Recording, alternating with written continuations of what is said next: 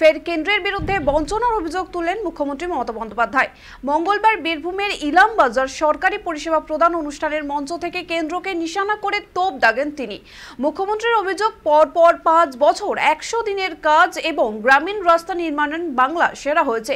সেই হিংসা থেকেই 3 বছর ধরে বাংলার প্রাপ্য টাকা আটকে রেখেছে কেন্দ্র। অথচ উত্তরপ্রদেশ, রাজস্থান, মধ্যপ্রদেশ দুর্নীতির পাহাড়, তাও সেখানে কোনো কেন্দ্রীয় টিম যায় না। তিনি আরো বলেন, বাংলায় টিকটিকি কামড়ালেও কেন্দ্রীয় দল এসে পড়ে। অথচ ওড়িশা, মধ্যপ্রদেশ মহিলাদের পুড়িয়ে মারা হলেও নীরব কেন্দ্র। এই বৈষম্য আর চলবে না। শেষে হুঁশিয়ারি দিয়ে মুখ্যমন্ত্রী বলেন, বাংলা ভিক্ষে চায় না, মাথা নত করে বাঁচবে না। বাংলা লড়তে জানে, আগামী দিনেও মাথা উঁচু করেই বাঁচবে বাংলা।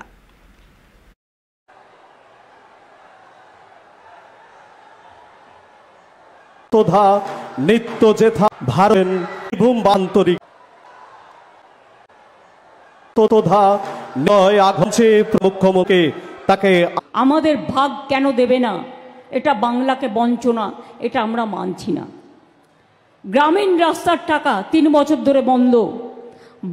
গ্রামীণ আবাস প্রকল্পে 3 বছর আমরা পরপর 5 বছর ফার্স্ট হয়েছিলাম অল ইন্ডিয়ায়। গ্রামীণ রাস্তা প্রকল্পে আমরা 5 বছর ফার্স্ট হয়েছিলাম অল ইন্ডিয়ায়। 100 দিনের কাজেও আমরা পরপর 5 বছর ফার্স্ট হয়েছিলাম অল ইন্ডিয়ায়। তাই হিংসার তো কোনো ওষুধ নেই, দিয়েছে টাকাটা বন্ধ করে। আর বলে বেড়াচ্ছ না চুরি করেছে। আমি বলি, তোমার বড় বড় চোরগুলো বসে আছে উত্তরপ্রদেশে, রাজস্থানে, মধ্যপ্রদেশে, বিজেপির ডাবল ইঞ্জিন সরকারে। তাদের জন্য তুমি কি করেছো? তুমি 100 কতগুলো টিম পাঠিয়েছো।